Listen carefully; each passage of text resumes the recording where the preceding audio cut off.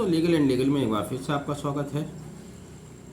भारत जैसे गरीब देश, जहां पर 33% लोग आज भी भूखे पेट सोते हैं, जहां हर साल किसानों को अपनी तंग हाली से परेशान आकर आत्महत्याएं करनी पड़ती हैं, जहां घर का खर्चा चलाने के लिए आधी आबादी 10-12 हज़ार रुपये की मामूली सी नौकरी करती है या मजदूरी करती है, उसी देश में नेताओं ने किस तरह से इन्हीं लोगों का हक मारा है, इन्हीं लोगों का हक खाया है।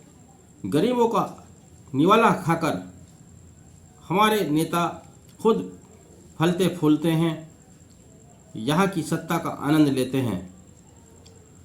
आज के दौर में ये बातें तो बड़ी आम हैं। नेताओं की सैलरी, नेताओं के पेंशन, उनके ऐशो आराम, आधे भारत का बजट एक तरफ, MP MLA का बजट एक तरफ। लेकिन ये कुछ नया नहीं है। शायद जब से देश आज़ाद हुआ है तभी से इस तरह से देश के लोगों का हक मारा जाता रहा है, उनके मुंह का निवाला उनसे छीना जाता रहा है।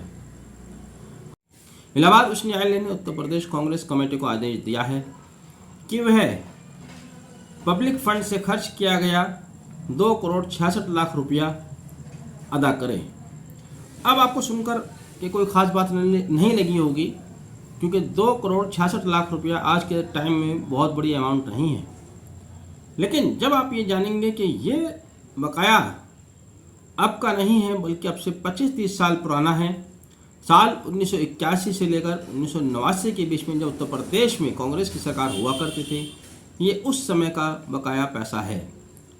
अब आप अंदाज़ा लगा लीजिएगा, जिस अमाउंट को हम बता रहे हैं, जो कि पूरी तरह से अगर बताया जाए सही 2 करोड़ 68 लाख 29,879 रुपया कुछ पैसा है।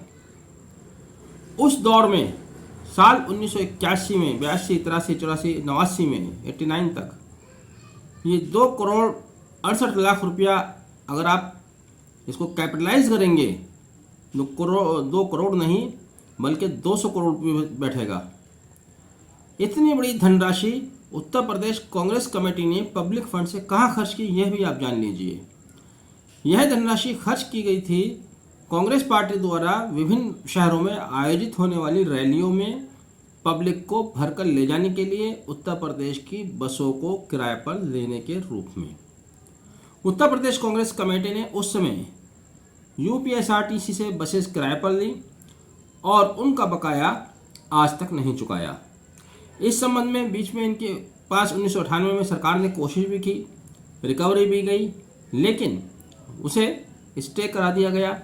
अगले 20-25 साल तक ये स्टे रहा। अब इलाहाबाद उच्च न्यायालय ने आदेश जारी किया है कि 1 महीने के अंदर अंदर आप ये 2 करोड़ 66 लाख रुपया 5% ब्याज सहित UPSRTC को जमा करा दें। हाई कोर्ट ने भी इस बात पर हैरत जताई कि इसमें से एक बिल तो उस समय जब देश की प्रधानमंत्री श्रीमती इंदिरा गांधी की हत्या हुई थी, उनकी एशेस को होमेज पे करने के लिए, कंडोलेंस के लिए लोगों को ले गए थे। एक बिल वो भी है जिसमें 8,69,045 रुपये का है, 8,69,045 रुपये का बिल। यहाँ पर आप एक बात देखिएगा स्पष्ट रूप से, उस समय के अधिकारियों की ईमानदारी भी कहीं काम करती है, जिन्होंने उस समय की सबसे बड़ी ताकतवर, सबसे बड़ी पार्टी कांग्रेस पार्टी, जो कि राज्य में सत्ता में भी थी, जो कि केंद्र में भी सत्ता थी, उनके द्वारा किराए पर ली गई बसेज और टैक्सीज का बिल बनाया। ना सिर्फ बनाया बल्कि उनसे उसका पेमेंट करने के लिए बार बार तकाजा भी किया, लेटर भी लिखे। तो ये उस समय के अधिकारियों की ईमानदारी है। आज के दौर में ऐसा आपको शायद क्या बिल्कुल भी देखने को नहीं मिलेगा। अगर सरकार पब्लिक का फंड इस्तेमाल करती है, पब्लिक की संपत्ति को इस्तेमाल करती है, तो उसके कोई बिल भी जनरेट नहीं होते, कोई हिसाब किताब भी नहीं होता। तो इसमें 2 चीज़ें साफ साफ झलक रही हैं, सत्ता पक्ष द्वारा बेईमानी और उस समय के अधिकारियों की ईमानदारी। कुल मिलाकर अब इनको ये पेमेंट करना है 5% इंटरेस्ट के साथ। लेकिन हाँ, अगर ये 100 गुना मांगा जाता तो ज़्यादा बेहतर होता। आपने वीडियो आखिर तक देखा, thank you, have a nice day.